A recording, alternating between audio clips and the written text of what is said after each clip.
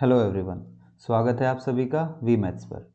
तो आज संडे है बेटा, आज हम लोग अपना प्रैक्टिस सेशन करेंगे जो कि हमारा संडे की सीरीज़ चल रही है। तो हम लोग प्रैक्टिस करेंगे। तो 20 क्वेश्चंस प्रैक्टिस हमने लास्ट वीक भी किए थे संडे में। तो आज हम फिर 20 क्वेश्चंस का सेट लेके आए हैं। मिक्स्ड क्वेश्चंस रहेंगे इसमें हमारे। तो शुरू करते हैं हम लोग अपना। तो आज का हमारा फर्स्ट क्वेश्चन है कि if 9, a b minus 6 are in A P then a plus B क्या होगा। ठीक है, तो यहाँ पे अगर देखें हम 4 नंबर्स हमें दिए हुए हैं 9a b-6 और बोला हुआ है ये ए पी में होंगे। तो आप a प्लस बी बताइए क्या होगा। ठीक है, ए पी वाला चैप्टर अभी तक हमने नहीं किया है। अभी नेक्स्ट मंडे से कल से हम लोग शुरू करेंगे अपना ए पी वाला चैप्टर। तो क्वेश्चन डाल दिया था इसमें, बेसिक क्वेश्चन है, कोई ज़्यादा मुश्किल नहीं है हमारा। ठीक है, तो देखिए यहाँ पे क्या कह रहा है कि हमारे 4 नंबर्स हैं जो वो एपी में हैं। ठीक, तो मैं कुछ बेसिक चीज़ें बता देता हूँ आपको एपी के बारे में। कि मान लीजिए कोई मेरे 2-3 नंबर्स है। फर्स्ट टर्म है ए, फिर ए प्लस डी, फिर ए प्लस 2d। ये ऐसे एपी में होता है कि कोई भी जो नंबर सीरीज़ होती है हमारी, वो एक कॉमन डिफरेंस से हमारी बढ़ती रहती है। ठीक है, मान लो एक नंबर है मेरे पास 2, फिर मैं नंबर बोल दूँ 4, फिर 6, 8 ऐसे करके। तो देखिए कॉमन डिफरेंस है हर किसी के अंदर 2 2। तो 2 2 के डिफरेंस से सीरीज़ बढ़ती जा रही है। तो यहाँ मेरा कॉमन डिफरेंस हो जाएगा 2 और मेरी फर्स्ट टर्म है यहाँ पे 2। ठीक है, second term 4, third term 6, fourth term 8। ठीक है, तो ये जो 2 का डिफरेंस आ रहा है, इसी चीज़ को हम लोग एपी में जो अर्थमेटिक प्रोग्रेशन हमारा होता है उसमें हम लोग इसको कॉमन डिफरेंस बोलते हैं। ठीक है, तो सिमिलरली आप क्वेश्चन में देखिए आपको दिया हुआ है कि 9a b और -6 ये एपी में है। इसका मतलब इनके बीच में कोई ना कोई एक कॉमन डिफरेंस चल रहा होगा जो सेम होगा सब में। तो अगर यहाँ से हम लोग देखें, बिल्कुल बेसिक से इसको देखें, तो देखिए यहाँ से 1, फिर 2 बार, फिर 3 बार। बिल्कुल आसान भाषा में मैं आपको समझाऊं कि 9 से लेके -6 पे जाने में हमने यहाँ कितने जंप्स लगाए हैं। तो आप कहोगे सर मैं एक बार जंप किया, दूसरी बार जंप किया, तीसरी बार जब जंप किया तो मैं -6 पे पहुँच गया। ठीक है, तो कितने जंप मैंने लगाए? तो आप कहेंगे सर आपने 3 जंप लगाए हैं। तो 3 जंप लगाने के बाद मेरा डिफरेंस कितने का आया? अब 9 से लेके मैं -6 तक जा रहा हूँ। तो अगर आप नंबर लाइन दिमाग में सोचिए कि आप 9 पे खड़े हुए हैं, आप -6 तक जाएंगे तो आप 9 नंबर पहले जाएगा तो जीरो आ जाएगा आपका। और जीरो से -6 पे जाएंगे तो 6 पीछे और जाना पड़ेगा आपको। तो 9 और 6 15 आप कदम लगा चुके होंगे। ठीक है, 15 की आपने जंप लगाया है। ठीक, तो 3 जंप लगाए हैं तो आप 15 नंबर पीछे चले गए हो। ठीक, अब यहाँ एक चीज़ और बता देता हूँ, एपी जैसे आपकी बढ़ते हुए होती है ऐसे डिक्रीजिंग में भी आपकी एपी हो सकती है कि मेरा घटता हुआ जा रहा है नंबर, लेकिन डिफरेंस जो है वो सेम रहेगा हमारा। ठीक, तो यहाँ पे 3 जंप जब आपने लगाए हैं तो आपका आप आया 15 जो है गैप, जो जितने नंबर्स आपने कवर किए 15 नंबर कवर्स किए हैं। ठीक है, तो एक जंप जब आप लगाओगे तो आपके कितने नंबर कवर हो जाएंगे? आप कहोगे सर मेरे नंबर 5 कवर हो जाएंगे। तो जब 9 से जंप लगा के मैं ए तक पहुंचा तो मेरे ए की वैल्यू क्या निकल के आई कि 9 से मैंने 5 नंबर पीछे गया हूँ। मैं पहले जंप में मैं 5 नंबर पीछे तक चला गया। तो 5 नंबर पीछे जाओगे तो आप कहोगे ए की वैल्यू सर मेरी यहाँ पे 4 हो जाएगी। ठीक है, ए से जब आप बी पे जाओगे तो 5 नंबर्स और पीछे जाना पड़ेगा आपको। तो 4 से 5 नंबर पीछे जाओगे तो 4 नंबर पीछे गए तो आपका 0 आ जाएगा। एक नंबर और पीछे जाओगे तो -1 आ जाएगा। तो इस हिसाब से देखा तो हमने बी की वैल्यू हमारी क्या निकली? बी की वैल्यू आ गई -1। ठीक है, ए प्लस बी पूछा हुआ तो 4 और -1 करोगे तो 4 प्लस में -1। तो इसका क्या मतलब आया कि 4 -1 आंसर आया मेरा 3। तो यहाँ पे ऑप्शन डी मेरा करेक्ट आंसर हो जाएगा। इजी क्वेश्चन था, कोई ज़्यादा मुश्किल नहीं था। ठीक है, इसके लिए आपको एपी का बेसिक कंसेप्ट पता होना चाहिए था। तो उसको भी हम कैसे देखेंगे? हम डायरेक्ट कोई फॉर्मूला नहीं लगाएंगे यहाँ पे कि ए प्लस डी करना है, ए प्लस 2d करना है। हम बस ये देखेंगे कि कितने जंप हम यहाँ पे लगाते जा रहे हैं। ठीक है, नेक्स्ट क्वेश्चन देखते हैं हम लोग अपना। नेक्स्ट क्वेश्चन हमारा क्या कहता है? If x is equal to a y and y is equal to b x, the value of 1/a+1 plus B क्या होगा? ठीक, तो यहाँ से देखो आप, अगर मैं यहाँ पे लिख दूँ कि a की वैल्यू निकाल लेता हूँ तो क्या आ जाएगी? आप कहोगे x/y आ जाएगी सर। b की वैल्यू कितनी आ जाएगी? b की वैल्यू मेरी y/x आ जाएगी। ठीक है, a की मैंने वैल्यू निकाल ली, b की मैंने वैल्यू निकाल ली। आप या तो सीधा पुट कर दो उसमें, या आप ये देख सकते हो यहाँ से कि जो a है वो मेरा 1/b है। मेरा जो a है वो b का रेसिप्रोकल आ गया। ठीक है। या तो आप क्वेश्चन में b की जगह 1/a पुट कर लो, या फिर आप डायरेक्ट यहाँ पे वैल्यू पुट करोगे तो आपका कितना आ जाएगा 1/x/y + 1 प्लस में 1/1 + y/x। तो इसको जब सोल्व करेंगे हम लोग तो क्या आ जाएगा 1 एलसीएम ले लिया तो नीचे x + y/y बन गया, यहाँ पे मेरा x/x + y बन गया, ठीक है। अब x + y नीचे हमने सेम जो है एलसीएम लिया तो ऊपर भी मेरा x + y बन के आ गया, और x + y आपस में कैंसिल हो जाएंगे तो आंसर कितना निकल के आएगा, आंसर आ जाएगा मेरा 1। तो इस क्वेश्चन में हमारा ऑप्शन नंबर बी जो है करेक्ट आंसर हो जाएगा यहाँ पे, ठीक है। फिर चलते हैं हम लोग क्वेश्चन नंबर 3 की तरफ। तो देखिए क्वाड्रेटिक इक्वेशन से ये क्वेश्चन है हमारे पास कि अगर अल्फा बीटा जो है जीरोज हैं पॉलिनोमियल की, कोई भी फंक्शन है हमारा x² - 5x + k, जीरो दे रखी है उसकी कि अल्फा और बीटा उसकी जीरोज हैं, सच दैट अल्फा - बीटा = 1। अब दोनों जीरोज का डिफरेंस मुझे 1 दिया हुआ है, तो वैल्यू पूछ रहा है कि आप k की वैल्यू बताइए, k की वैल्यू कितनी हो जाएगी, ठीक है। तो अब जीरोज से हमें क्या आता है, मैंने आपको एक चीज़ सिखाई थी कि सम ऑफ जीरोज क्या होता है और प्रोडक्ट ऑफ जीरोज क्या होता है। सम ऑफ जीरोज क्या होता है, आपको बताया था minus coefficient of x divided by coefficient of x², और प्रोडक्ट ऑफ जीरोज आपको क्या बताया था, प्रोडक्ट ऑफ जीरोज होता है constant term upon coefficient of x²। इतना आपको याद है। तो आप अगर यहाँ पे अल्फा प्लस बीटा लिखोगे इक्वेशन में से तो आपका कितना आ जाएगा, आप कहोगे सर मेरा आ गया 5, और अल्फा इंटू बीटा कितना हो गया, आप कहोगे मेरा के आया सर निकल के, ठीक। अब क्वेश्चन में मुझे दिया हुआ कि अल्फा माइनस बीटा की वैल्यू 1 दे रखी है। अब अल्फा माइनस बीटा से मुझे अल्फा प्लस बीटा पे जाना है अगर, तो मैं क्या ये लिख सकता हूँ कि अल्फा माइनस बीटा का होल स्क्वायर बराबर हो जाएगा अल्फा प्लस बीटा का स्क्वायर प्लस में, अब देखो अल्फा माइनस बीटा का स्क्वायर था उधर -2ab होता है, और अल्फा प्लस बीटा के स्क्वायर में 2ab निकल के आता है। अब 2ab से मुझे -2ab जाना है तो इसमें से मैं -4ab करूँगा तो मेरा निकल के आ जाएगा, यहाँ मैंने कर दिया -4 इंटू अल्फा बीटा, ठीक है। तो यहाँ आप वैल्यू पुट कर दो, आपका अल्फा माइनस बीटा का स्क्वायर भी आ जाएगा। देखो अब अल्फा माइनस बीटा का स्क्वायर कितना है, अल्फा माइनस बीटा 1 है, 1 का होल स्क्वायर करोगे तो कितना आएगा 1 ही आ जाएगा। यहाँ ये 5 था तो 5 का स्क्वायर किया 25 - 4 इंटू अल्फा बीटा की वैल्यू है k, तो k की वैल्यू आप आराम से निकाल लोगे इधर से, 4k की वैल्यू आ जाएगी 24 और k की वैल्यू आपकी आ जाएगी 6। तो इस तरीके से आप यहाँ पे k की वैल्यू आराम से सोल्व कर पाओगे, ठीक है। तो ऑप्शन नंबर ए जो है यहाँ पे हमारा करेक्ट आंसर निकल के आ जाएगा। इस क्वेश्चन में हमें बस ध्यान क्या रखना था कि अल्फा प्लस बीटा हमारा क्या है और अल्फा इंटू बीटा क्या होता है।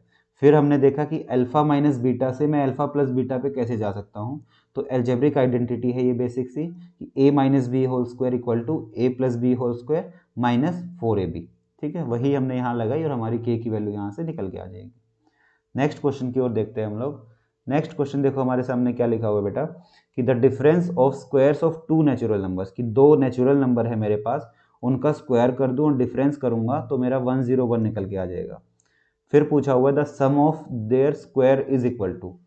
अब देखो मान लो कि आपके पास दो नंबर थे, एक है ए और एक है बी, ठीक है, दो नेचुरल नंबर्स हैं, तो इनके स्क्वायर का डिफरेंस तो मुझे दे दिया 101, और मुझसे पूछ रहा है कि a² प्लस b² बताओ कितना होगा, ठीक है।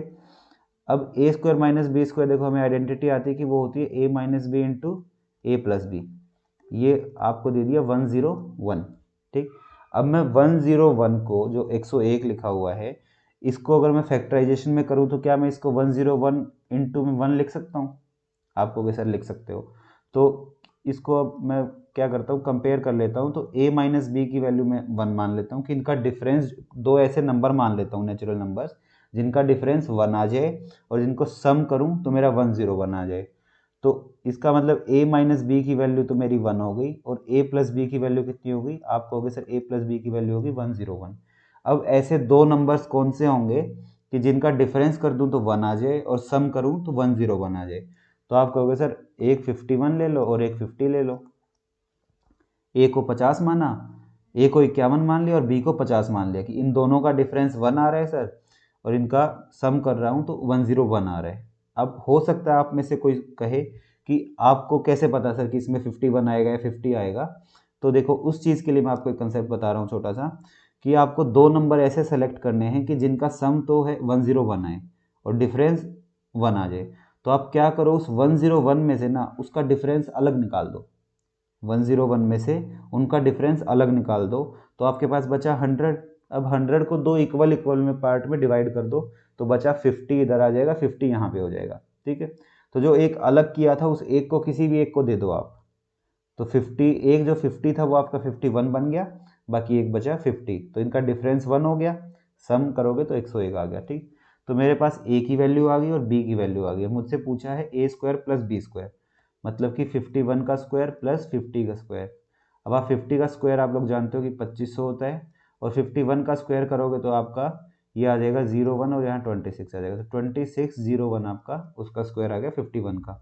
अब दोनों को जब आप ऐड कर दोगे आपका 5101 जो है आंसर निकल के आ गया।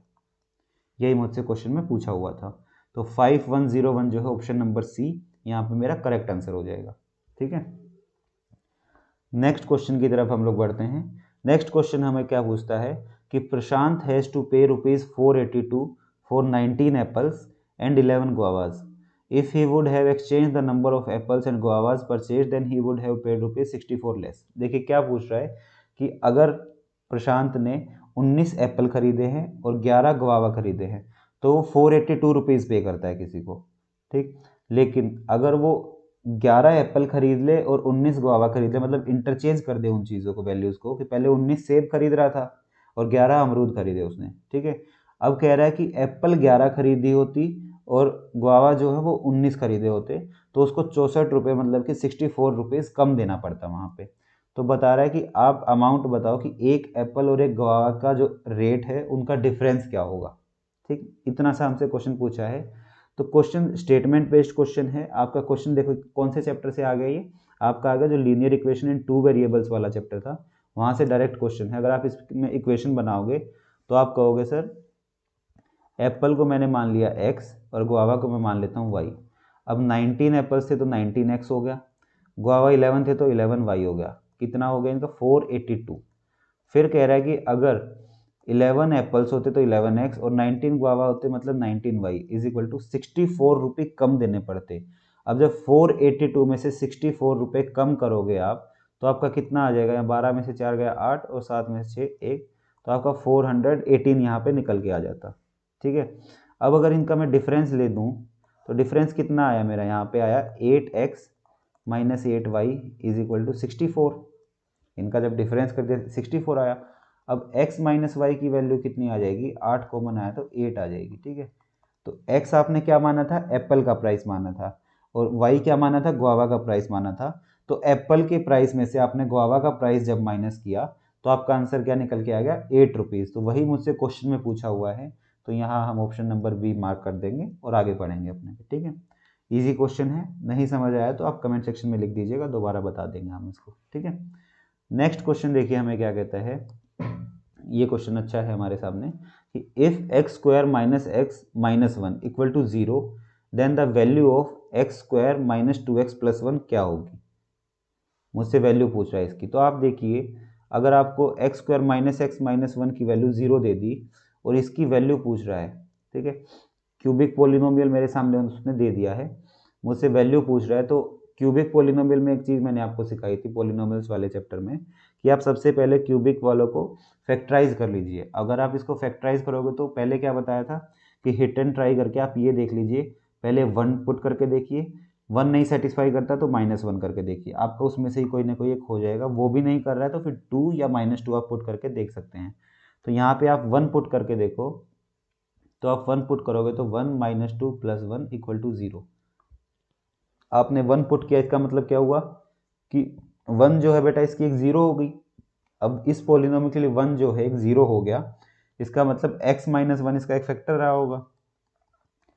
x - 1 क्या होगा, x³ - 2x + 1 का एक फैक्टर रहा होगा। ठीक है, अगर वो इसका फैक्टर है तो उसके साथ कुछ ना कुछ कॉमन निकलेगा, और वो कैसे सिखाया था मैंने आपको कि उसको x - 1 से डिवाइड करवा दो, क्योंकि फैक्टर है तो वो उसको डिवाइड कर रहा होगा। तो इसको डिवाइड कराओगे आप तो यहाँ आया x², तो ये बनेगा x³ - x², सब्ट्रैक्ट करोगे आप तो आपका बना यहाँ पे x² - 2x, ठीक है, +1 बचा हुआ है। फिर आप यहाँ पे प्लस में x किया आपने तो ये बन जाएगा x² - x, ठीक, फिर इसको सब्ट्रैक्ट किया तो यहाँ बना -x+1 और इसके -1 लगाओगे तो ये -x+1 सब्ट्रैक्ट करोगे आप तो ये कैंसिल हो जाएगा। ठीक है, यहाँ से मेरा क्या निकल के आया, यहाँ से मेरा निकल के आ रहा है कि सर जो इसका x³ - 2x+1 इसके जो फैक्टर्स होंगे वो होंगे x-1 इंटू में x² + x-1, ये दो जो है मेरे फैक्टर हो जाएंगे इसके।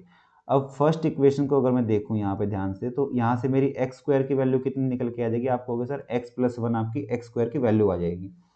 तो x² इसमें आप पुट कर दो, तो आपके फैक्टर्स एक तो थे x-1 और दूसरा फैक्टर आपका x² की जगह आपने पुट किया x+1 + x-1, पहले से ही था, 1 से 1 कैंसिल हो गया तो हमारा क्या बचा x-1 इंटू 2x, क्या बचा हमारे पास, आप कहोगे हमारे पास सर बचा 2x। अब इस 2x को भी अगर मैं मल्टीप्लाई करा दो इसमें तो ये बना 2x² - 2x।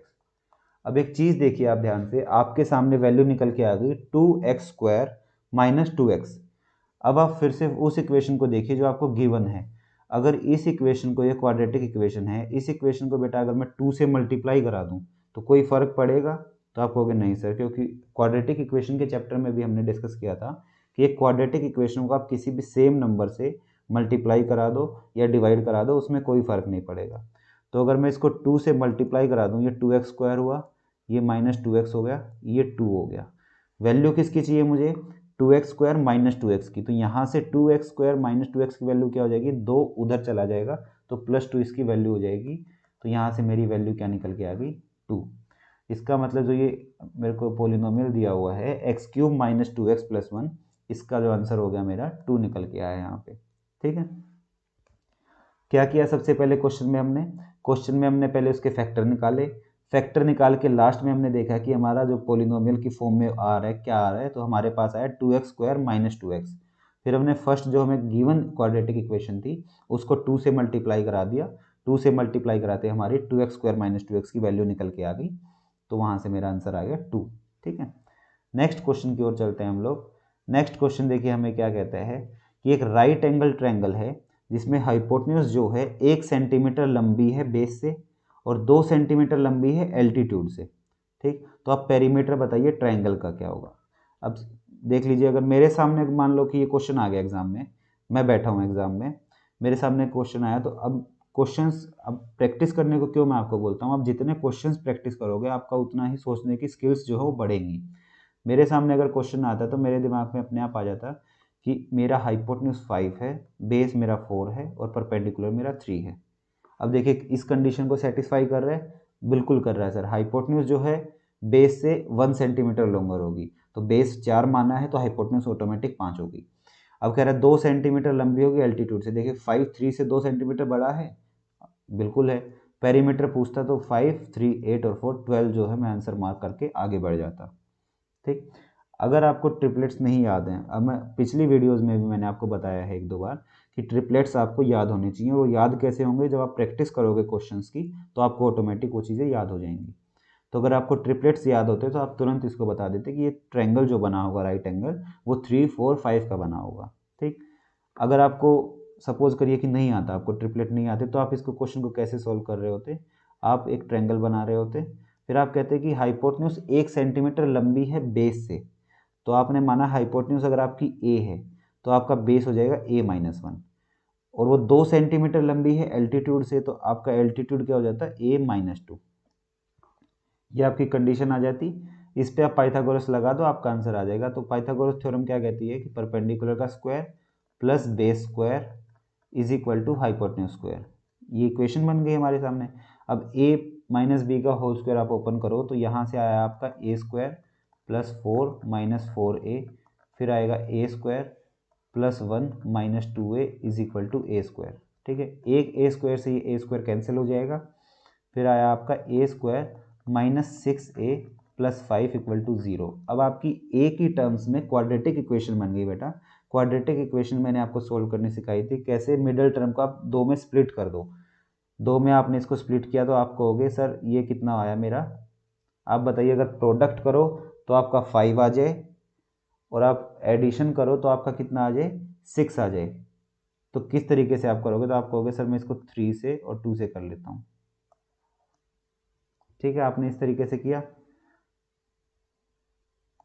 अब देखिए a² है -6a है +5 है मेरे पास, तो इस क्वाड्रेटिक इक्वेशन को जब सोल्व करूंगा मैं तो प्रोडक्ट करने पे कितना आ जाए 5a² आ जाए और मेरा सम करने पे -6a आए। तो हमारा क्या करना पड़ेगा हमें यहाँ पे, आप कहोगे सर ये मैं -5 ले लेता हूँ, यहाँ -1 ले लेता हूँ। देखो प्रोडक्ट करवाओ तो आपका 5 बनेगा प्लस का, एडिशन कराओगे तो माइनस का 6 बनेगा। फिर बताया था साइन को क्या कर दो, साइन को आप उल्टा कर दो। अब साइन को उल्टा करोगे तो ये +5 हो गया, ये +1 हो गया, यही मेरी जो है रूट्स आ जाएंगी।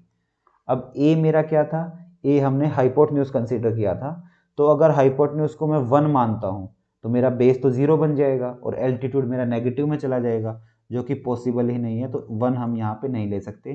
तो यहाँ से मेरा निकल के आएगा कि मेरा हाइपोटेन्यूज जो है 5 है, और हाइपोटेन्यूज 5 है तो बेस कितना हो जाएगा 4, और हाइपोटेन्यूज 5 है तो मेरा एल्टीट्यूड हो जाएगा 3, और तीनों साइड का सम करते हैं तो ही हमारा पेरीमीटर निकल के आता है। अब पेरीमीटर एग्जैक्टली क्या है, देखिए मैं आपको एक आइडिया देता हूँ। कोई भी आपके सामने फिगर है अगर, तो उसका पेरीमीटर आपको निकालना है, तो पेरीमीटर क्या होता है कि उस फिगर की आप बिल्कुल पूरी बाउंड्री को टच करते हुए पूरा कंप्लीट घूम के चले जाओ, वही आपका पेरीमीटर होता है। ठीक, तो आपका पेरीमीटर यहाँ कितना आ जाएगा 5, 4, 9 और 3, 12 सेंटीमीटर आपका आंसर निकल के आ जाएगा। बाकी आप धीरे धीरे जैसे क्वेश्चंस लगाते जाएंगे तो आपको आइडिया होता जाएगा और ट्रिपलेट्स आपको याद होंगे। तो जैसे जैसे क्वेश्चन में डेटा चलेगा तो आप उसी हिसाब से अपने ट्रिपलेट्स को देख सकते हो कि मेरा कौन सा ट्रिपलेट यहाँ पे बन सकता था। ठीक, नेक्स्ट क्वेश्चन पे हम लोग चलते हैं अपने। नेक्स्ट क्वेश्चन देखो क्या कहता है, if x% of y is equal to 1% of y। देखिए यहाँ थोड़ा सा क्वेश्चन में एरर है, ये y आने के बाद एंड लग जाएगा, फिर आ जाएगा y% ऑफ z। ठीक, तो ये कह रहा है कि x% of y equal to 1% of y, तो इसका मतलब वो ये xy/100 is equal to y/100 हो गया। ठीक है, दूसरी कंडीशन में क्या कहता है, y% of z equal to y% of z का मतलब yz/100 is equal to 1% of x, मतलब कि x/100।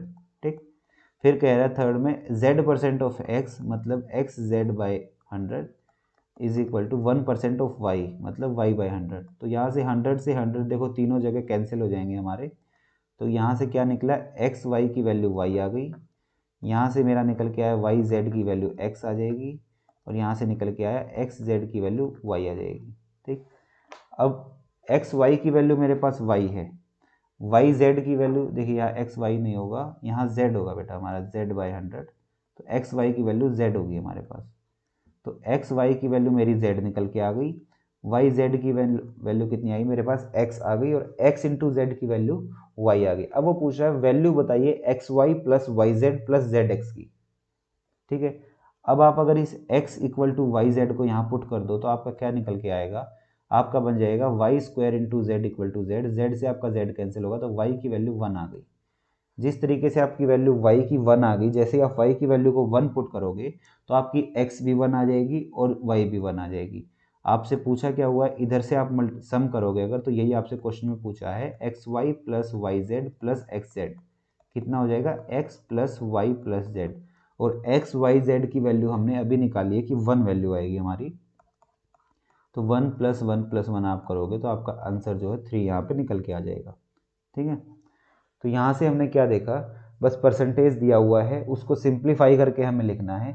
जैसे ही हमने उसको सिंप्लीफाई किया बेटा तो उसी हिसाब से हमारा निकल के आ जाएगा कि एक्स वाई वाई जेड और एक्स जेड की जो वैल्यू है वो x plus y plus z है, और उसमें एक्स की वैल्यू को जब वहाँ पुट कर देंगे, वहाँ से हमने निकाला वाई की वैल्यू 1 है, वाई की वैल्यू आप जैसे ही 1 पुट करोगे तो एक्स की वैल्यू भी आपकी 1 आ जाएगी, जेड की वैल्यू भी आपकी 1 आ जाएगी, तो x plus y plus z आपका आंसर बना था जो कि 3 बना देगा हमें। ठीक है, नेक्स्ट क्वेश्चन की ओर बढ़ते हैं हम लोग अपना।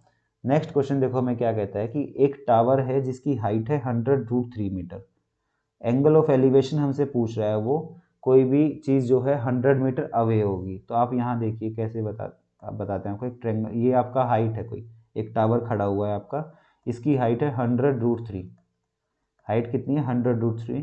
अब कह रहा है इससे अगर इसके बेस से आप 100 मीटर दूर चलो तो इस केस पे आपका क्या एंगल बन रहा होगा, उस एंगल के बारे में ही ये आपसे पूछ रहा है। तो आपसे थीटा पूछा है। अब आप देखो हर कोई जानता है कि ये परपेंडिकुलर में थीटा के जो सामने वाला मेरा एंगल होता है, देखिए ये मेरा एक ट्रायंगल बना हुआ है, राइट एंगल ट्रायंगल, थीटा के जो सामने जस्ट एंगल पड़ेगा ना वो परपेंडिकुलर होता है, और जिस पे थीटा गिर रहा है, जिस पे एंगल गिरता है हमारा, उस साइड को हम लोग बेस बोलते हैं। तो यहाँ पे मेरा परपेंडिकुलर हो गया 100√3 और बेस हो गया मेरा 100। थीटा पूछा हुआ है तो टेन थीटा हमारा क्या होता है, टेन थीटा हमारा होता है परपेंडिकुलर बाय बेस। परपेंडिकुलर है हमारा 100√3 और बेस है हमारा 100, तो यहाँ से टेन थीटा की वैल्यू कितनी आ जाएगी, टेन थीटा की वैल्यू आई निकल के √3। अब टेन कितने डिग्री पे √3 होता है, तो आप कहोगे सर टेन 60 पे √3 होता है, तो 60 डिग्री जो है हमारा यहाँ पे आंसर निकल के आ जाएगा। ठीक है, नेक्स्ट क्वेश्चन करते हैं बेटा हम अपना। नेक्स्ट क्वेश्चन देखिए क्या कहता है, 2 dice are thrown at the same time, कि एक ही, देखो प्रोबेबिलिटी से क्वेश्चन आ गया हमारा कि 2 डाइस हैं एक ही टाइम पे हमने थ्रो की हैं, ठीक। तो प्रोबेबिलिटी पूछ रहा है getting the total of at least 8। अब यहाँ के लिए देखो आपको क्या पता होना चाहिए, प्रोबेबिलिटी चैप्टर अभी हमने किया नहीं है, जब करेंगे वहाँ पे जब कंप्लीट कंसेप्ट मैं आपको सिखा दूंगा। अभी के लिए आप इतना ध्यान रखिए कि प्रोबेबिलिटी क्या होता है किसी भी इवेंट की, कि हमारा जो नंबर ऑफ फेवरेबल आउटकम्स होते हैं वो हम ऊपर रखते हैं, और नीचे डिनोमिनेटर में हम लोग रखते हैं टोटल नंबर ऑफ आउटकम्स, ठीक। अब एक डाइस हम जब थ्रो करते हैं, देखो मैं आपको कंसेप्ट सिखाता हूँ इधर, जब भी हम लोग एक डाइस थ्रो करते हैं तो हमारे आउटकम्स कितने आते हैं। आपने एक डाइस फेंकी, तो आपने लूडो का देखो गेम हर किसी ने खेला होगा, आप एक डाइस फेंकते हो तो आपका आउटकम क्या क्या होता है, तो आप कहोगे या तो मेरा 1 आ सकता है सर, 2 आ सकता है, 3 आ सकता है, 4 आ सकता है, 5 आ सकता है, 6 आ सकता है। 6 से बड़ा नंबर नहीं आ सकता एक डाइस में, ठीक है। तो जो 6 चीज़ें हो गई ना, 1 2 3 4 5 6, वो 6 आपकी पॉसिबिलिटीज़ हैं कि आपके वो नंबर आ सकते हैं। वो टोटल नंबर ऑफ आउटकम्स है कि 6 से ज़्यादा तो आपके नहीं आ सकते। तो टोटल आपके कितने नंबर्स आपको मिल सकते हैं, जब आप एक डाइस फेंक रहे हो तो आप कहोगे सर मेरे 6 नंबर्स आ सकते हैं, तो वो आपका डिनोमिनेटर में जाता है हमेशा। अब मैंने आपको दे दिया, डाइस दे दिया आपको, कह रहा हूँ कि ठीक है बेटा फेंको, आपने एक डाइस फेंकी, आपका नंबर आ गया 3, सपोज करिए आपका नंबर आ गया 3, तो आपकी प्रोबेबिलिटी पूछने जा रहा हूँ मैं। किसी और ने फेंकी, आपके साइड वाले बच्चे ने फेंकी, उसका आ गया 2। अब कोई भी अगर एक डाइस को फेंकता है तो उस टाइम पे उसका जो नंबर निकलेगा तो कोई एक ही नंबर निकलेगा ना, उसका नंबर ऑफ पॉसिबल आउटकम कितने होंगे, पॉसिबल तो हमारे 6 हो गए थे। अब फेवरेबल किसको बोलते हैं, कि जब मैंने डाइस फेंकी तो मेरा कौन सा नंबर आया, उस चीज़ को हम लोग बोलते हैं नंबर ऑफ फेवरेबल आउटकम्स, ठीक। ये तो क्या सिंगल डाइस का केस। अब जब हम 2 डाइस इकट्ठी फेंकते हैं तो उसके लिए फेवरेबल आउटकम्स कितने होते हैं, तो उसके लिए 36 होते हैं बेटा। वो भी हम देखो कैसे निकालते हैं, मैं यहाँ बताता हूँ आपको, कि आपने एक डाइस फेंकी ना तो आपका नंबर कितना आया, 6 आ गया। तो जब एक डाइस फेंकने पे जितने आउटकम्स हमारे होते हैं, तो 2 डाइस फेंकोगे तो उसकी पावर कर दो आप, उतने हमारे आउटकम्स आएंगे। 2 डाइस फेंकी तो 6 की पावर 2, हमारे 36 टोटल आउटकम्स हो जाएंगे। आप 3 डाइस फेंकोगे तो 6 की पावर 3, ये हमारा 216 हो जाएगा। 216 हमारे आउटकम्स हो जाएंगे, टोटल नंबर ऑफ आउटकम्स। तो डायरेक्ट हम ऐसे निकाल सकते हैं कि कोई भी चीज़ प्रोबेबिलिटी के केस में देखो ऐसा होता है कि एक चीज, देखो अब सिक्के से एग्जांपल लेते हैं कि हमने एक कॉइन उछाला तो हमारे आउटकम्स टोटल कितने हो सकते हैं, तो आप कहोगे सर या तो हेड आएगा या टेल आएगा, तो हमारे आउटकम्स 2 होंगे। वही चीज़ मैं आपसे अगर पूछने जाऊँ कि अगर 2 सिक्के में उछालूंगा तो मेरे आउटकम्स कितने होंगे, तो आप कहोगे सर एक के केस में 2 हो रहा था, एक के केस में 2 आउटकम्स निकल रहे थे, तो आपने क्वाइंस को 2 किया तो मैं इस नंबर ऑफ आउटकम्स की पावर कर दूंगा 2, 4 हो गया। फिर मैं पूछ रहा हूँ 3 क्वाइन उछालूंगा तो कितने आउटकम्स बनेंगे, तो आप कहोगे सर एक के केस में 2 आउटकम थे, अब आपने क्वाइंस को 3 कर दिया तो मैं इस 2 की पावर 3 कर दूंगा, तो मेरे आ जाएंगे 8 आउटकम्स। वैसा ही सिमिलर केस हमारा डाइस में होता है कि एक डाइस से हमारे टोटल आउटकम्स जो हैं 6 आए थे, तो 2 डाइस से कितने आएंगे, डाइस डबल कर दी तो मैं इस 6 की पावर को 2 गुनी कर दूंगा, तो 6 की पावर डबल करी तो 36, मतलब डिनोमिनेटर में तो हमारा 36 आ जाएगा। अब ये कह रहा है प्रोबेबिलिटी बताओ कि टोटल ऑफ एटलीस्ट 8। अब देखो यहाँ पे एक वर्ड आया है एटलीस्ट, इसके बारे में डिस्कस करते हैं। एटलीस्ट का देखो क्या मतलब होता है बेटा, 2 देखो वर्ड होते हैं हमारे सामने, एक होता है एटलीस्ट, एक होता है एट मोस्ट। एटलीस्ट होता है कि कम से कम इतना जरूर आए, और इसके ऊपर का आएगा तो मुझे कोई मतलब नहीं, मतलब मुझे मैं बुरा नहीं लगेगा, मैं उस चीज़ को कंसिडर कर लूँगा, इसके नीचे नहीं आना चाहिए। मैं अगर आपसे कह दूँ कि आपको एटलीस्ट 2 रोटी जरूर खानी है, इसका मतलब होगा कि आपको 2 रोटी तो कम से कम खानी ही पड़ेगी, इसके ऊपर आप खाओगे तो आपको कुछ नहीं खा जाएगा, लेकिन 2 से कम नहीं खा सकते आप। और जब वर्ड आ जाता है एट मोस्ट, एट मोस्ट का मतलब होता है कि ज़्यादा से ज़्यादा आप उतना ले सकते हो, उसके ऊपर नहीं जा सकते, उसके नीचे आप चाहे एक भी मत लो। मैंने आपको बोला कि आपके पास मेरे पास एट मोस्ट 20 रुपीज़ हो सकते हैं। इसका मतलब कि मेरा जो पर्स है या वॉलेट जो मेरा है उसमें मेरे ज़्यादा से ज़्यादा मेरे 20 रुपये निकल सकते हैं, उससे 1 रुपया भी ज़्यादा नहीं आएगा। हाँ, हो सकता है कि मेरे पास 1 भी रुपया ना हो, 0 रुपये हों, तो वो भी उसमें कंसिडर किया जाएगा। हो सकता है मेरे पास 5 रुपये हैं, वो भी कंसिडर किया जाएगा। एट मोस्ट का मतलब है कि 20 से ऊपर मेरे पास एक भी नहीं है। और मैं वही चीज़ कह दूँ, एटलीस्ट मेरे पास 20 हैं, उसका मतलब कि 20 रुपये मिनिमम मेरे पास 20 रुपया है, मैक्सिमम मेरा कुछ भी हो सकता है। ठीक है, तो वही चीज़ है, एटलीस्ट का आपको कंसेप्ट आ गया होगा, एट मोस्ट का आ गया होगा। पॉसिबल आउटकम्स का हमने कंसेप्ट देख लिया यहाँ पे।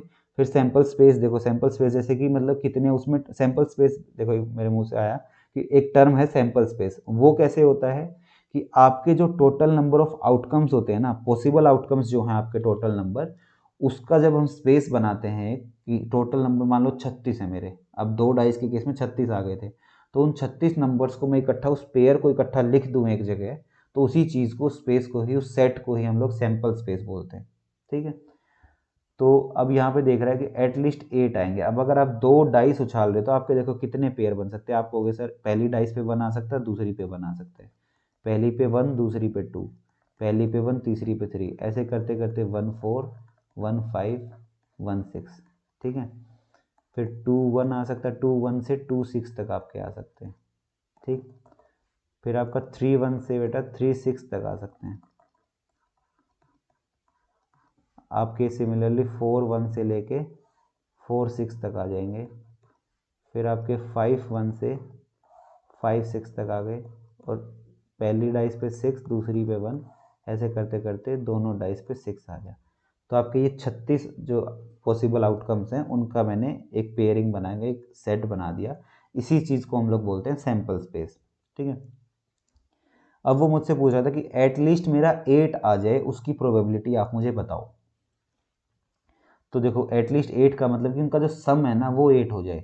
तो 1 और 1 सम कितना हुआ 2, तो ये नहीं लूँगा मैं। ठीक है, दूसरी इंक से देखो इसको करते हैं। यहाँ सम बना 3 नहीं ले सकते, 4 नहीं ले सकते, 5 नहीं ले सकते, 6, ये 7। तो पहली लाइन में से हम कुछ नहीं ले सकते। दूसरी लाइन में जब हम जाएंगे, यहाँ देखो 2 7 होगा, तो वो भी कैंसिल, 2 5 होगा, वो भी कैंसिल हो जाएगा, क्योंकि सम 7 दे रहा है। और एटलीस्ट 8 चाहिए कि कम से कम 8 तो होना चाहिए, उसके ऊपर का चलेगा। तो यहाँ तक भी मेरे सारे नंबर हट गए।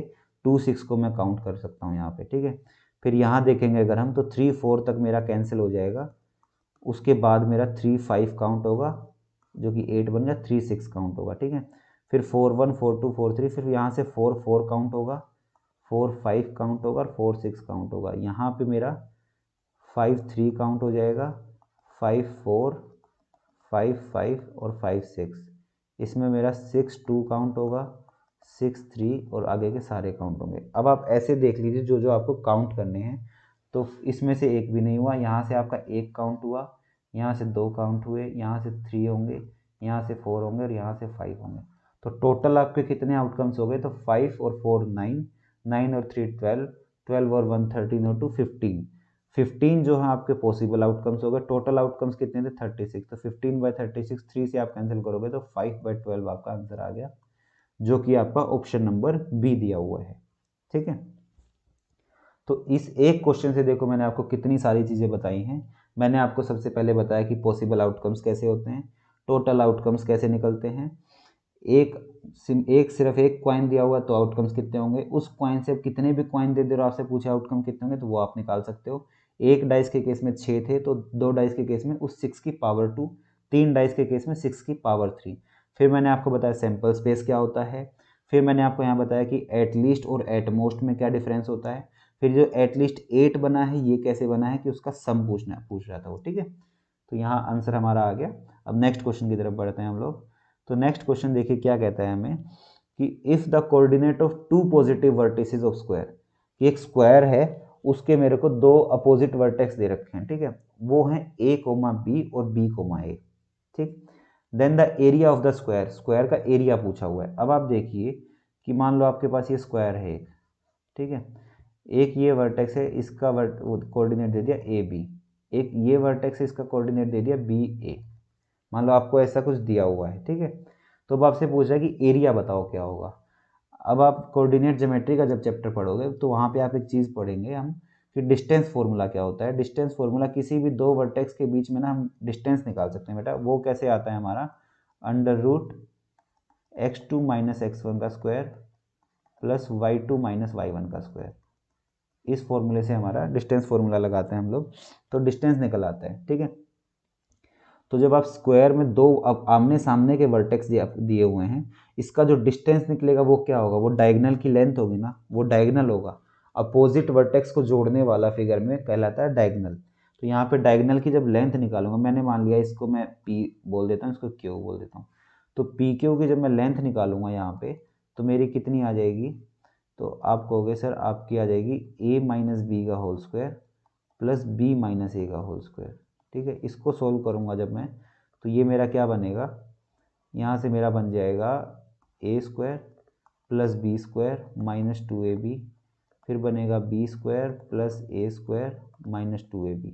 ठीक है, तो यहाँ से बना 2 times A square plus B square plus 2ab, तो माइनस 2ab बनेगा यहाँ पे आपका। अभी आप कहोगे सर 4ab क्यों नहीं बना, तो 2 हमने इसमें से ऑलरेडी कॉमन निकाल लिया, तो यहाँ पे मेरा माइनस 2ab बन गया। ठीक है, और ऊपर अंडर रूट चल रहा है इसमें, अब यहाँ से अंडर रूट 2 को बाहर निकाल लिया, अब अंदर बना है अंडर रूट के अंदर a माइनस बी का होल स्क्वायर।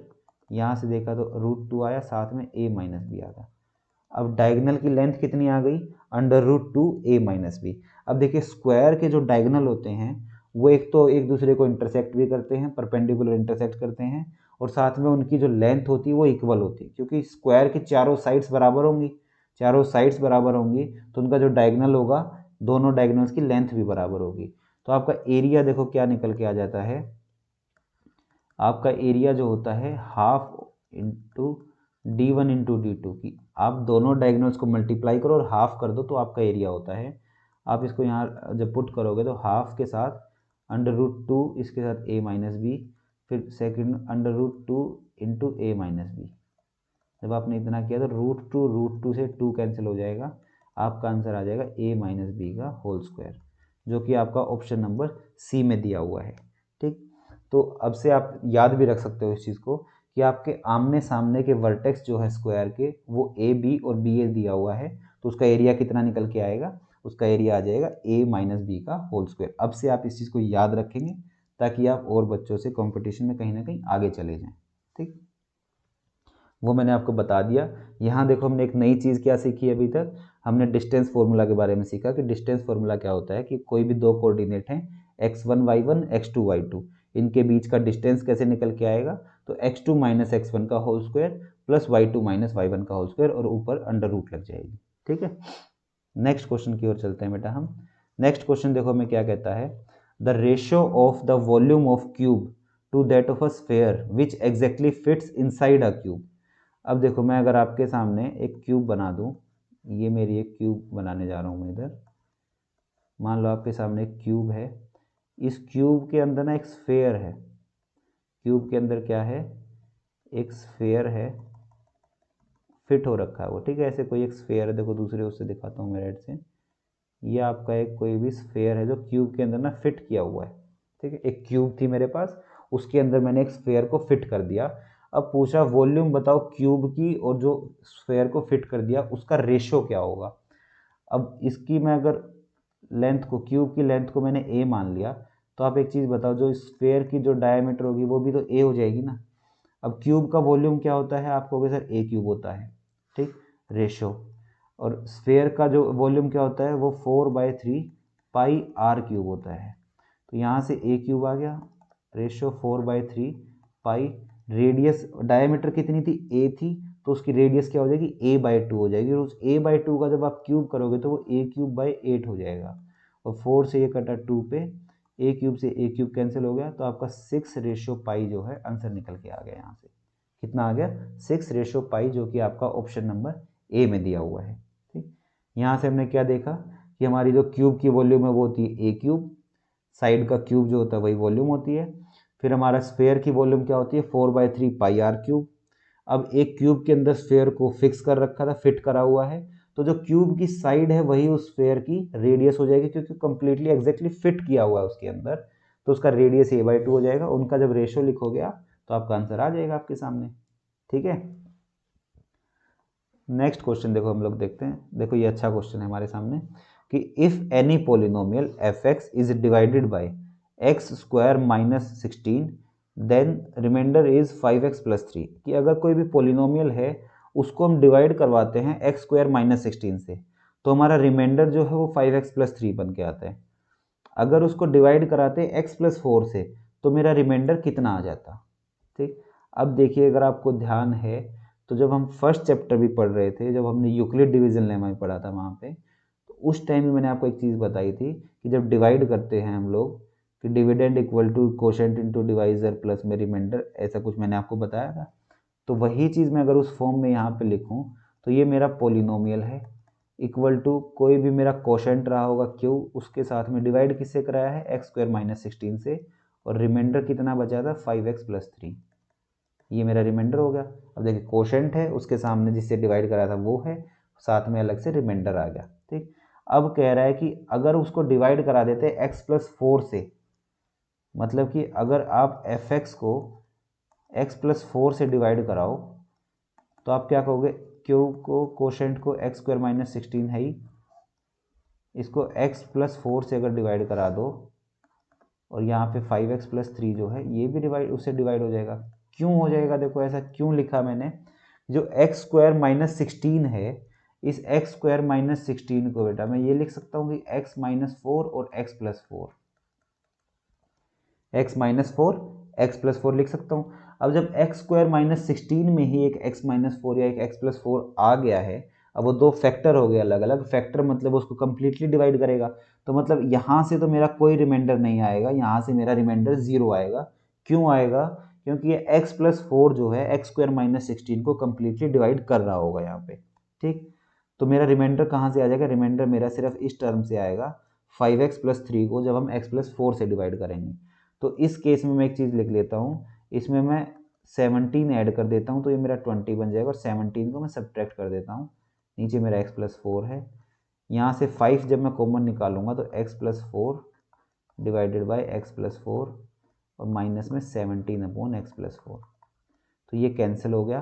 तो अब देखो यहाँ से दो चीज़ें मैं आपको बताने जा रहा हूँ, कोशेंट मेरा 5 आएगा और रिमाइंडर मेरा माइनस 17 आएगा, तो ऑप्शन नंबर बी यहाँ पे मेरा करेक्ट आंसर हो जाएगा। अब आप कहोगे सर कोशेंट कैसे आ गया, अब देखो जो 5x प्लस 3 बचा था उसको जब मैं x प्लस 4 से करूँगा, अब ऊपर वाला भी मेरा लीनियर है नीचे वाला भी लीनियर है, तो मैं कोशिश करूँगा कि मैं ऊपर वाले को x प्लस 4 का एक फैक्टर बाहर निकाल दूँ कि साथ में मल्टीपल आ जाएगा। और वो फैक्टर कैसे निकला कि मैंने उसको पहले x प्लस 4 बनाने के लिए उसमें 17 जो है ऐड किया और 17 सब्ट्रैक्ट कर दिया। अब 17 जब ऐड किया तो ऊपर मेरा 5x प्लस 20 बन गया, वहाँ से 5 जब कॉमन निकाला तो x प्लस 4 आ गया, x प्लस 4 से x प्लस 4 कैंसिल कर दिया। तो जो 5 जो मल्टीपल है आपका, अब मान लो आप जो है 10 को 2 से डिवाइड कर रहे हो, तो उस 10 को मैं 2 इंटू 5 लिख सकता हूँ ना, 2 इंटू 5 डिवाइडेड बाई 5।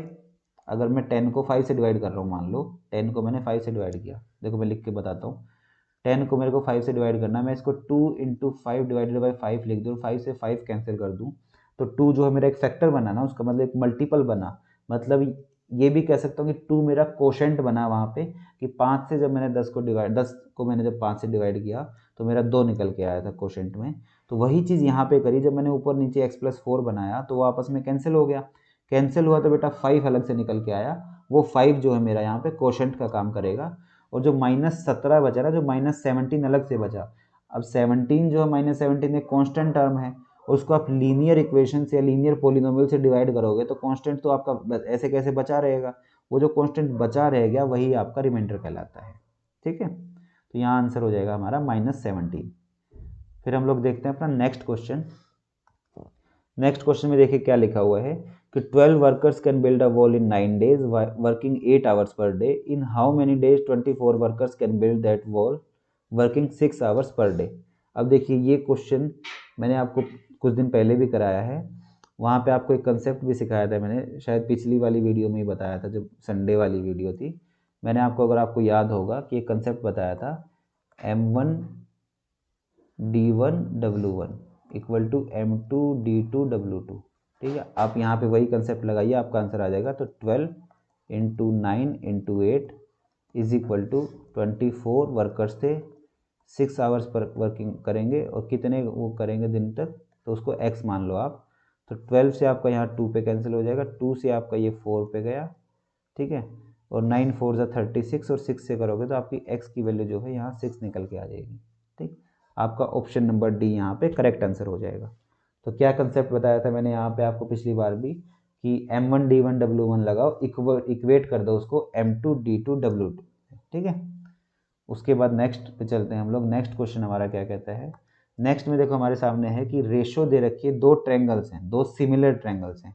अब देखिए सिमिलरिटी का कंसेप्ट भी हम जब हमारा ट्रेंगल्स वाला चैप्टर पढ़ रहे होंगे तब अच्छे से मैं वहाँ पे आपको सिमिलरिटी समझा दूंगा।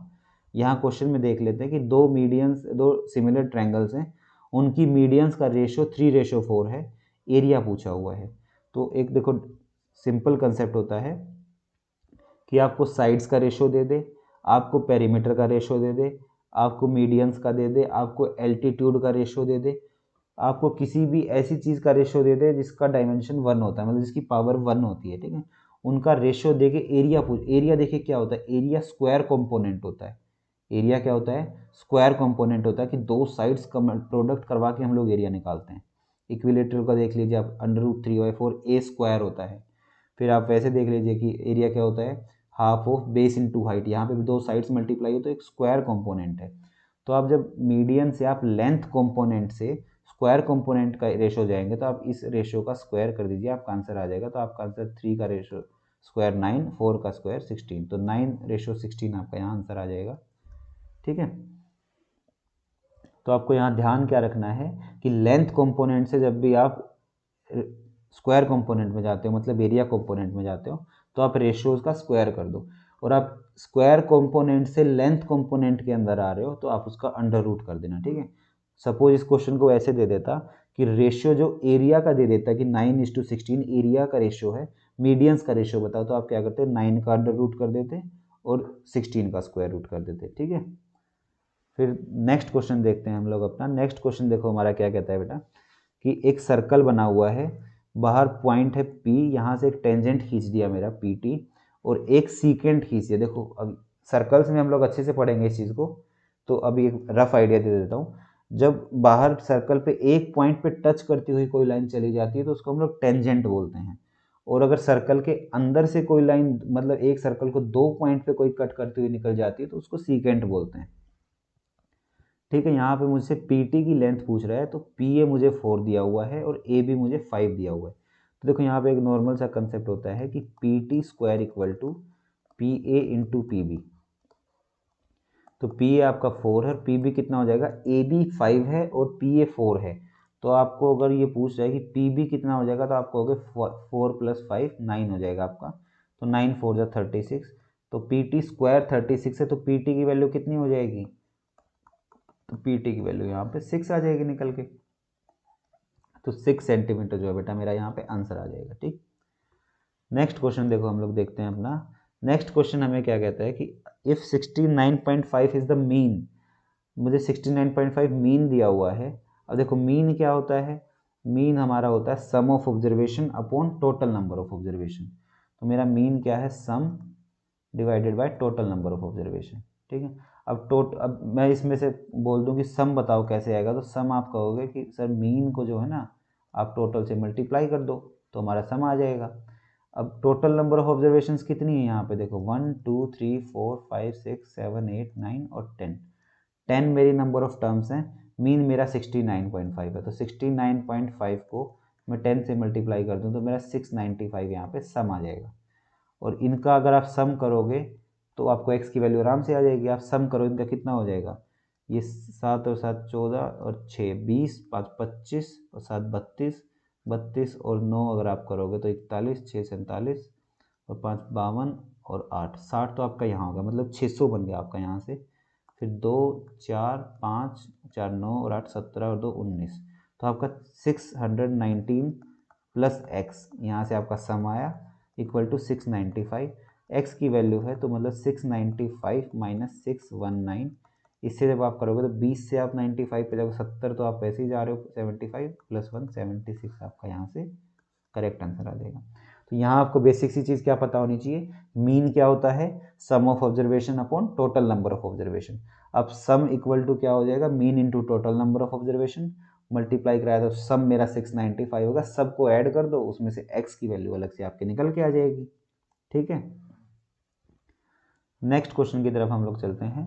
नेक्स्ट क्वेश्चन देखिए हमें क्या कहता है कि एक फिगर दे रखी है मेरे को, ABC जो है एक राइट एंगल ट्रायंगल है, और मुझे बोल दिया कि जो AB है ना इसकी लेंथ मुझे 12 सेंटीमीटर दे रखी है, AC की लेंथ मुझे 13 सेंटीमीटर दे रखी है, और एक सर्कल है जो सेंटर O है इसमें इंस्क्राइब किया हुआ है। ठीक है, मतलब कि एक इन सर्कल है मेरा। इन सर्कल क्या होता है कि आपका ट्रायंगल के अंदर एक सर्कल बना हुआ है जो ट्रायंगल की तीनों साइडों को टच कर रहा है मेरा।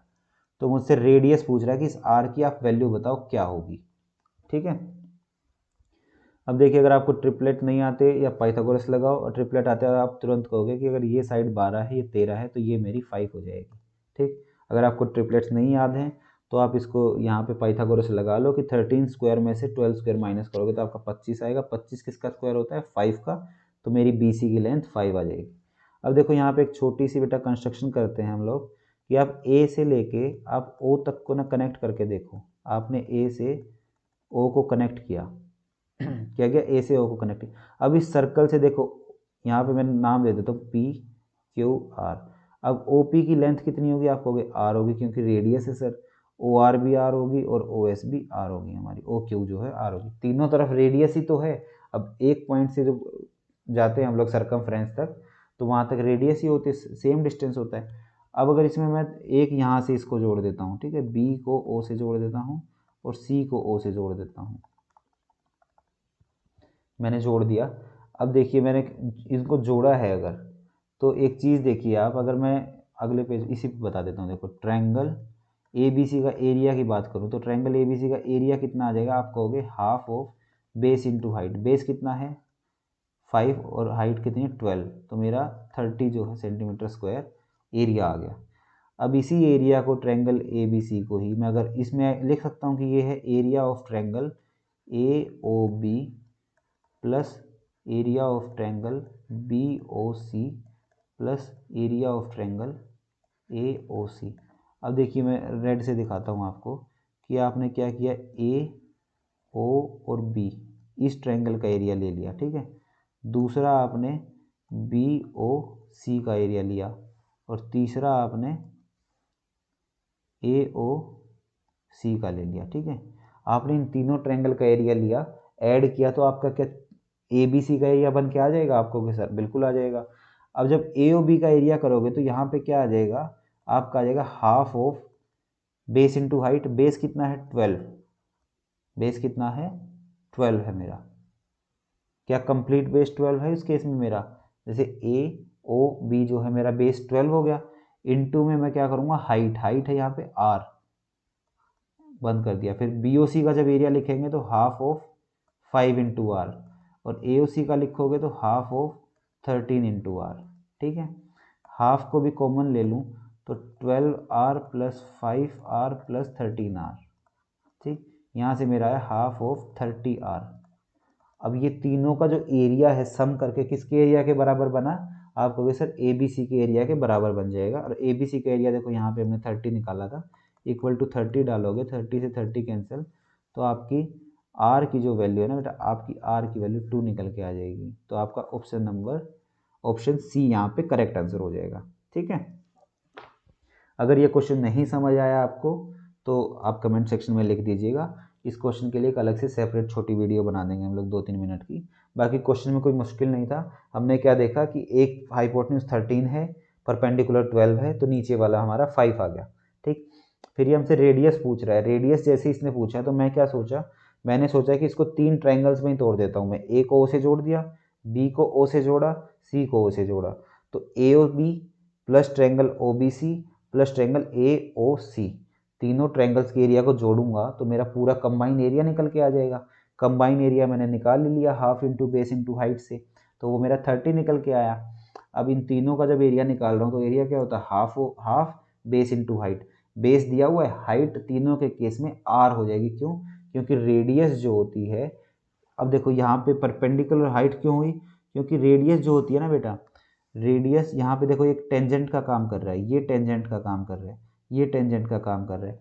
तो सर्कल के सेंटर से और टेंजेंट पे कोई भी आप लाइन डालोगे, वो जो रेडियस डालोगे वो परपेंडिकुलर होती है हमेशा। तो ये भी हाइट का काम कर रही है, ये भी हाइट का, ये भी हाइट का, ठीक है। Half of base into height करोगे तो आपका आ जाएगा 12r 5r 13r, जो कि 30r बना।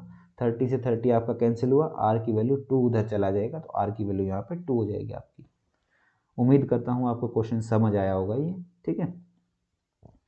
फिर नेक्स्ट क्वेश्चन पे हम लोग देखो चलते हैं। हमारा नेक्स्ट क्वेश्चन है, द वैल्यू पूछी हुई है 4 cos 76 अपॉन 3 sin 14। अब देखो एक चीज़ होती है ट्रिग्नोमेट्री में कि साइन 90 माइनस थीटा क्या होता है, कोस थीटा होता है, ठीक है।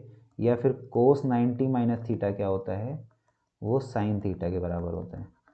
बाकी आपको ये सारे कन्वर्जेंस जो हैं जब हम ट्रिग्नोमेट्री पढ़ेंगे वहाँ मैं आपको अच्छे से एक एक करके बता दूंगा, ठीक। अब इसको अगर हम देखें तो ये हो जाएगा हमारा 4 cos 76 को मैं लिख सकता हूँ sine 14 divided by 3 sine 14। Sine 14 से साइन 14 कैंसिल, यहाँ मेरा 4/3 जो है आंसर आ जाएगा, जो कि मेरा ऑप्शन नंबर ए में दिया हुआ है, ठीक है। ईजी क्वेश्चन था, कोई ज़्यादा मुश्किल नहीं था। नेक्स्ट क्वेश्चन देखो यहाँ पे आया है कि if A N plus one plus B की power N plus one divided by A की पावर एन प्लस बी की power N is the arithmetic mean of A plus B. देखो यहाँ पे अर्थमेटिक मीन एक टर्म आई है मेरे पास, तो अर्थमेटिक मीन क्या होता है, A plus B by two जो है अर्थमेटिक मीन होता है। अब ये जो सामने एक मेरे पास फॉर्म दी हुई है, इसको मैं ए प्लस बी बाई टू कैसे बना सकता हूँ, एन की वैल्यू को अगर मैं ज़ीरो पुट कर दूँ, अगर मैं एन की वैल्यू को ज़ीरो पुट कर दूँ तो यहाँ मेरा ए की पावर वन प्लस बी की पावर वन अपॉन ए की पावर ज़ीरो प्लस बी की पावर ज़ीरो, तो ये A plus B upon one plus one, जो कि A plus B by two दिया। अब वन कहाँ से आया सर, फर्स्ट चैप्टर अगर आपने देखा होगा मेरा अच्छे से रियल नंबर्स वाला, तो वहाँ मैंने बताया सेकंड पॉलिनोमियल्स के में भी मैंने आपको बताया है कि किसी भी वेरिएबल की पावर ज़ीरो क्या होती है, वन होती है, ठीक है। वन की कोई भी पावर वन, ठीक। ज़ीरो की कोई भी पावर, ये बताया था, ये आप मुझे कमेंट सेक्शन में बताना कि ज़ीरो की अगर मैं पावर करूँ तो मेरा क्या मिलेगा। सेकंड चीज़, किसी भी वेरिएबल की पावर ज़ीरो करो तो वो भी वन होता है, ठीक। तो यहाँ से हमारी एन की वैल्यू कितनी आ गई, एन की वैल्यू ज़ीरो आ गई, ठीक है। अब यहाँ पे मैं आपको एक होमवर्क देता हूँ। देखो यहाँ पे बेटा हमारे 20 क्वेश्चन जो है कंप्लीट हो गए। यहाँ पे एक होमवर्क है आप लोगों के लिए छोटा सा, कि जैसे इस फॉर्म में जो लिया हुआ है आगे ए की power N plus one b की पावर एन प्लस वन, इसमें एन की वैल्यू ज़ीरो रखेंगे तो हमारा अर्थमेटिक मीन निकल के आता है, ठीक। एन की ऐसी कौन सी वैल्यू रखूँ मैं, एन की वैल्यू क्या रखूँ कि मेरा हार्मोनिक मीन निकल के आए, एन की वैल्यू ऐसी क्या रखूँ कि मेरा ज्योमेट्रिक मीन निकल के आए। ये चीज़ें आप लोग बताएंगे हमें, और कैसे बताएंगे आप लोग, कमेंट सेक्शन में कमेंट करके बताएंगे। क्या लिखोगे, sir for geometric mean n is equal to this, for harmonic mean n is equal to this, ठीक है। तो आज के हमारे 20 क्वेश्चंस प्रैक्टिस के पूरे हो गए। तो संडे को हम ये कर लिए हैं हम लोग, ठीक है। कल से हम लोग मंडे से शुरू करेंगे बेटा अपना APGP वाला चैप्टर, ठीक है। अर्थमेटिक प्रोग्रेशन ही दिया हुआ है, ज्योमेट्रिक प्रोग्रेशन तो आपके में नहीं दिया हुआ है, बाकी उसको भी कर लेंगे, थोड़ा सा टच कर लेंगे। पहले हम कंसेप्ट वीडियो करेंगे, फिर उसके क्वेश्चंस करेंगे। आज के क्वेश्चंस में से आपको कोई भी डाउट हो, कहीं भी कोई दिक्कत हो कि हमें समझ नहीं आया सर, या फिर आपने थोड़ा सा गलत बताया हो, ऐसा कुछ भी आपको डाउट है, वैसे कुछ गलत नहीं बताया इसमें, लेकिन आपको कुछ भी डाउट है अगर, तो आप कमेंट सेक्शन में लिख दीजिएगा, उससे रिलेटेड हम लोग एक शॉर्ट वीडियो बना देंगे आपकी, ठीक है। तो आज का प्रैक्टिस सेशन हमारा इतना ही रहेगा। तो आज के लिए थैंक यू, इतना ही रखेंगे, ठीक है।